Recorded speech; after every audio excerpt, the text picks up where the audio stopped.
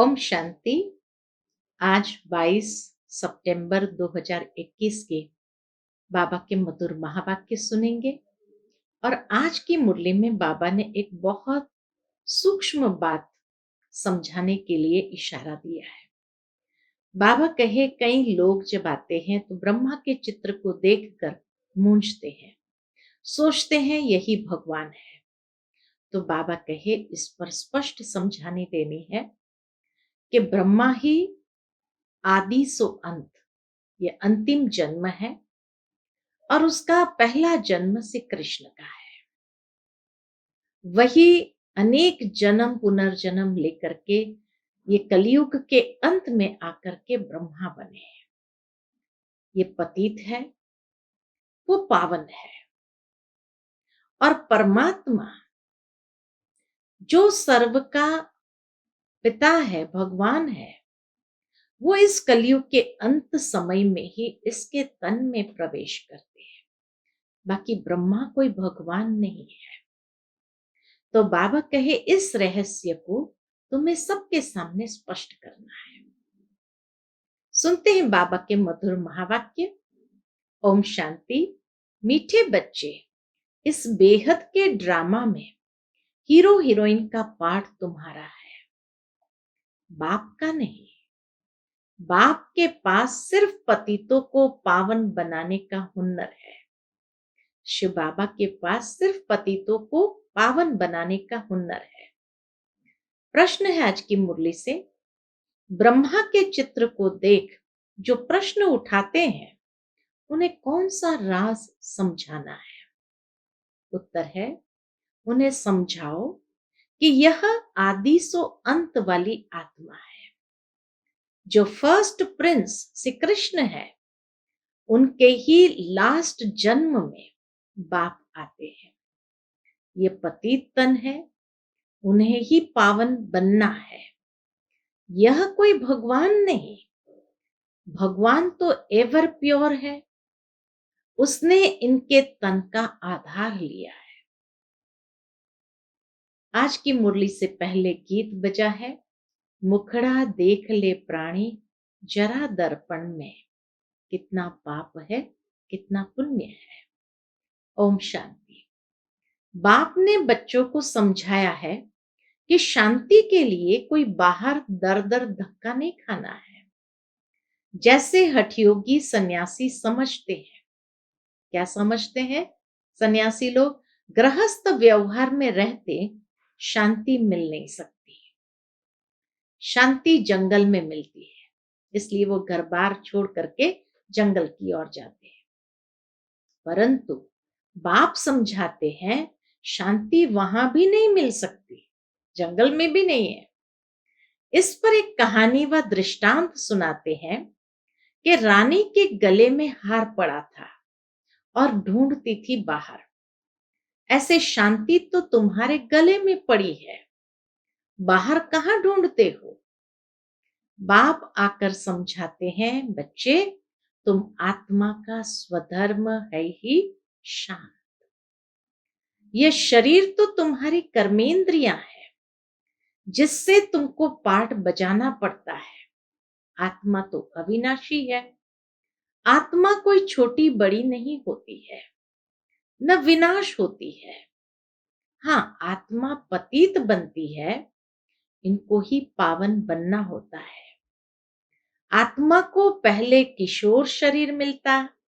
बाबा के आत्मा को पहले किशोर शरीर मिलता है, फिर युवा, वृद्ध होता है। आत्मा तो है ही एक रस। पहले पहले तो आत्मा को जानना होता है। मैं आत्मा ही बैरिस्टर आदि बनता हूं। इसको कहा जाता है आत्म अभिमानी भव। बाप समझाते हैं, बच्चे तुम देह अभिमानी बन पड़े हो, इसलिए अपने को शरीर समझ लेते हो। ये भूल जाते हो कि मैं आत्मा हूं, यह मेरा शरीर है। तो अपने को रियलाइज करना है। 84 जन्म भी आत्मा लेती है। अभी बाप ने समझाया है, जो ब्राह्मण बने हैं वही फिर देवता बनने वाले हैं। ऐसे भी नहीं कि सब 84 जन्म लेते हैं। कोई पहले आएगा, कोई 50-100 वर्ष बाद भी आते रहेंगे, कोई के 80-82, कोई के कितने जन्म होंगे। मनुष्य तो 84 लाख जन्म कह देते हैं। इनसे भी सेटिस्फाई नहीं होते हैं तो फिर कह देते कण कण में भगवान है। अब भगवान कहते हैं कि मैं किसी मनुष्य तन में भी नहीं हूं, तो जानवर, पत्थर, ठिक्कर, कण कण में कैसे हो सकता। बाबा कहे मैं किसी मनुष्य तन में भी नहीं हूं, तो जानवर, पत्थर, ठिक्कर, कण कण में कैसे होगा। बाप ने समझाया है, नंबर 1 ही लास्ट नंबर में तमो प्रधान बनते हैं। मैं खुद कहता हूं कि मैं बहुत जन्मों के अंत में साधारण तन में प्रवेश करता हूं।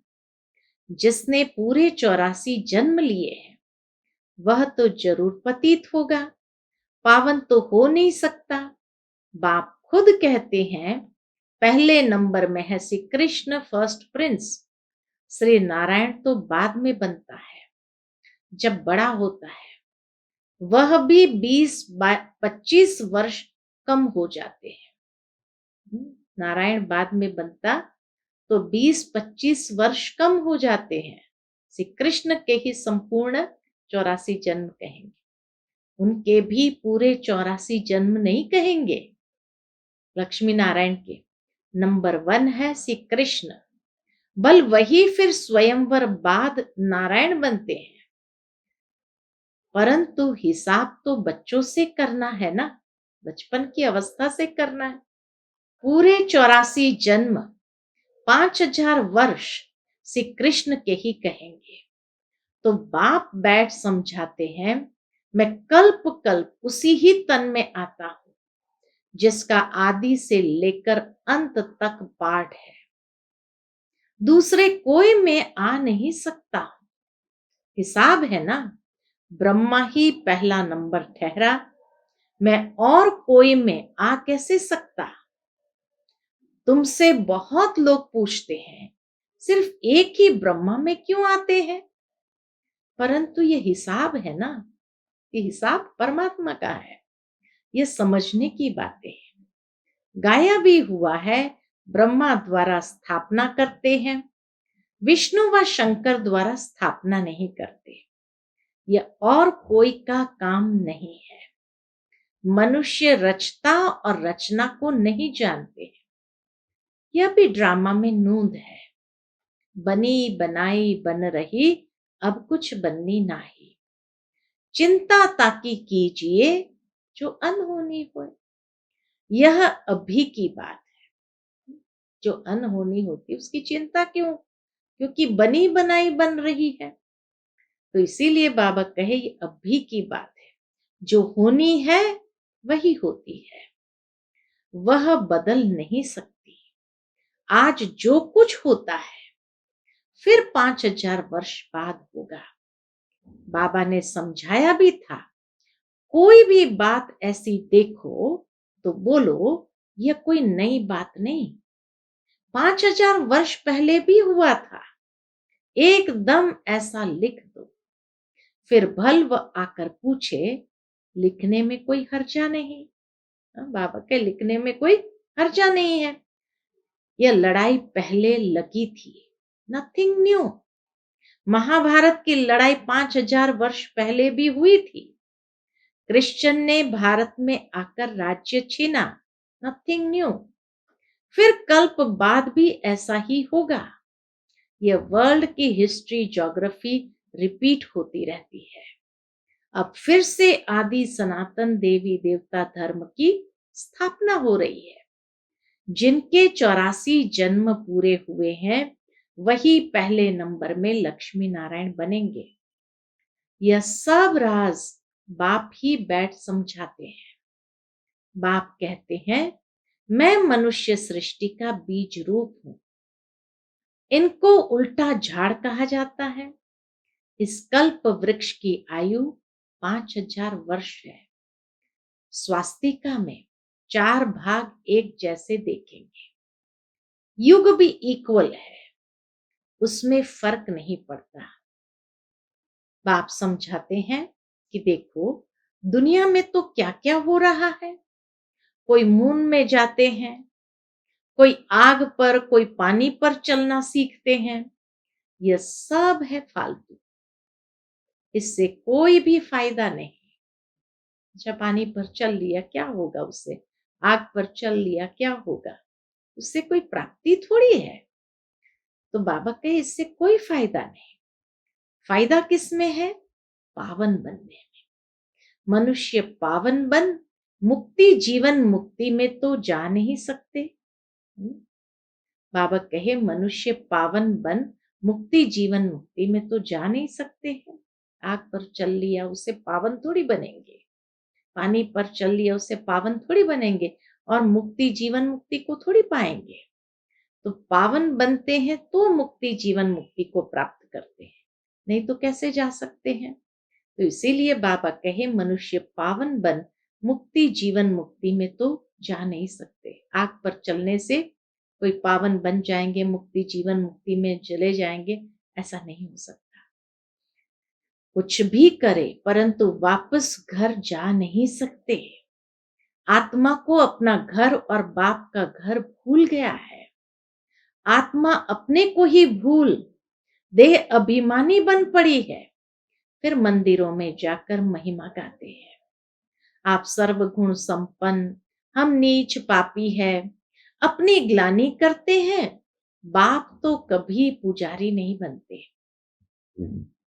अच्छा, फिर सेकंड नंबर में कहेंगे शंकर भी एवर पूज्य है, वह भी पुजारी नहीं बनते। शिव बाबा के बाद सेकंड नंबर में कहेंगे शंकर को, क्योंकि वह भी एवर पूज्य है, वह भी पुजारी नहीं बनते। उनका पाठ ही यहां नहीं है, साकारी दुनिया में उनका पाठ ही नहीं है। इस स्टेज पर पाठ है ब्रह्मा और विष्णु का। ब्रह्मा और विष्णु का क्या क्या पाठ है यह दुनिया में किसको भी पता नहीं है। त्रिमूर्ति ब्रह्मा कह देते हैं, अर्थ कुछ भी नहीं समझते। यह भी गाते हैं ब्रह्मा द्वारा स्थापना कौन करते हैं, उनका चित्र ही नहीं। मुख से कहते हैं परंतु वह कहाँ है, शिव क्या चीज है वह भी नहीं जानते। आत्मा के लिए कहते हैं भ्रुकुटी के बीच चमकता है अजब सितारा। मैं आत्मा अविनाशी हूं, शरीर विनाशी है। कितने शरीर लेते हैं कुछ भी पता नहीं। मनुष्य को कुछ भी पता नहीं कि आत्मा कितने शरीर लेती है। मनुष्य कितने दुखी है, रड़ियां मारते रहते हैं, ओ गॉड फादर जब से दुख शुरू हुआ है पुकारते आए हूं। यह भी समझाया गया है भारत में जब रावण राज्य शुरू होता है तो ऐसे नहीं और धर्म में भी रावण राज्य हो गया, नहीं। भारत में रावण राज्य शुरू हुआ, अभी दूसरे धर्म वाले तो अभी नीचे उतरे हैं, तो वो तो फिर भी पावन आत्माएं। तो इसीलिए ये नहीं कहेंगे कि और धर्म में भी रावण राज्य शुरू हो गया, नहीं। उनको तो अपने समय पर सतो रजो तमो में आना ही है।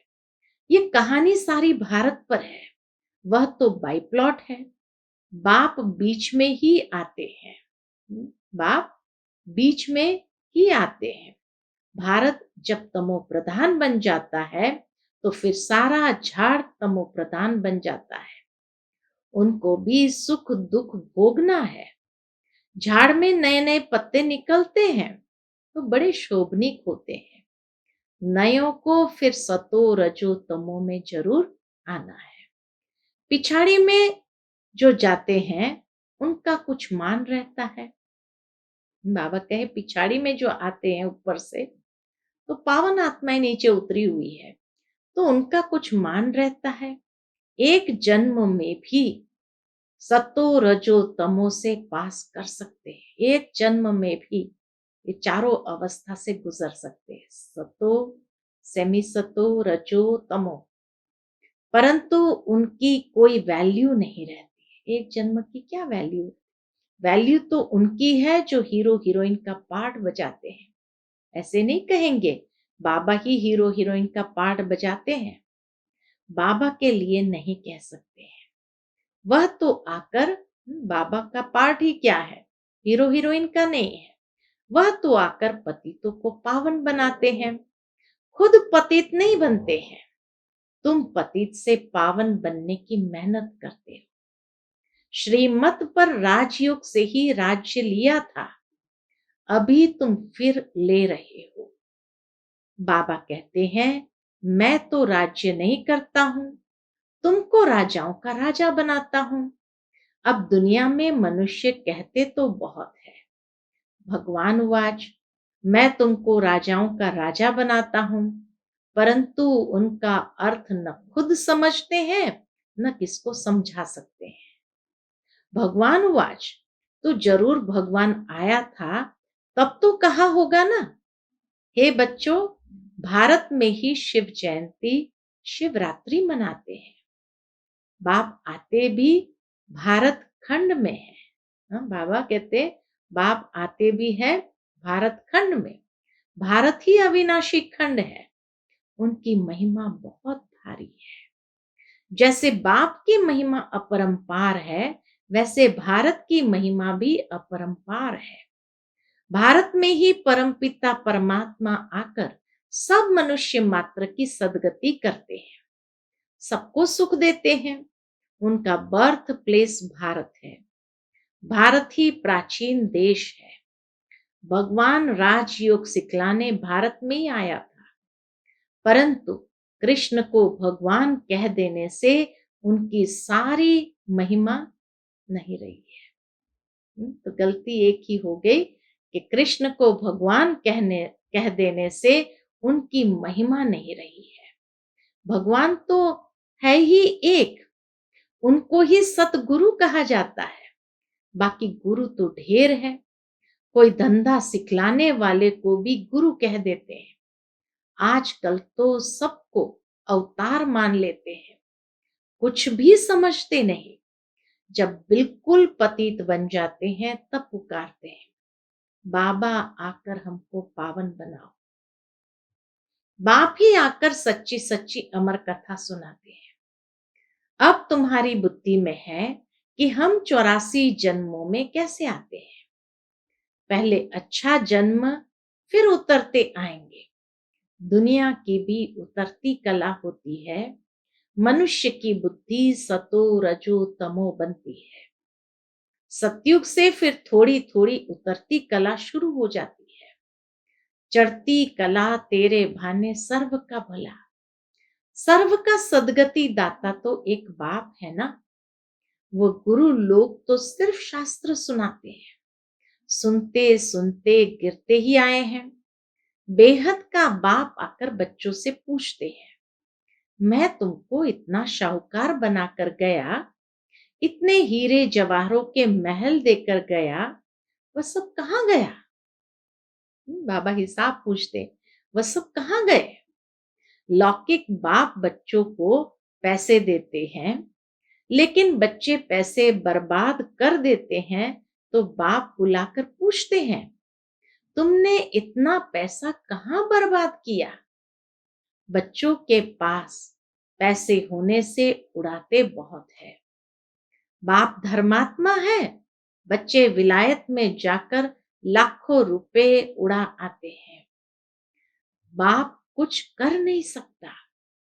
बाप फारगती भी नहीं दे सकते क्योंकि दादे की मिल्कायत है, परंतु अंदर जलते रहते हैं। बाप के मर जाने के बाद कोई कोई तो ऐसे गंदे बच्चे होते हैं 12 मास में सारी मिल्कियत उड़ा देते हैं। वह है हद की बातें। यह है फिर बेहद की बात। बेहद का बाप कहते हैं तुम कितने धनवान थे, विश्व के मालिक थे, फिर कंगाल क्यों बने हो। इतना धन कहाँ किया। बच्चों से ही बाप पूछते हैं भारत को इतना शाहूकार बनाया, सब पैसे कहाँ गए।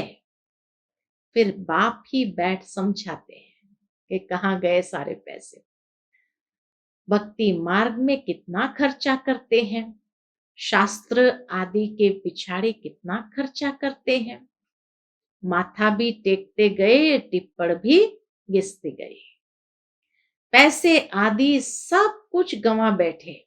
यह है ड्रामा। हम तुमको शाहूकार बनाते हैं। बाबा कहे हम तुमको शाहूकार बनाते, रावण तुमको कंगाल बनाते हैं। भारतवासी को ही बाप समझाएंगे ना। बाबा कहे भारतवासियों को ही बाप समझाएंगे ना।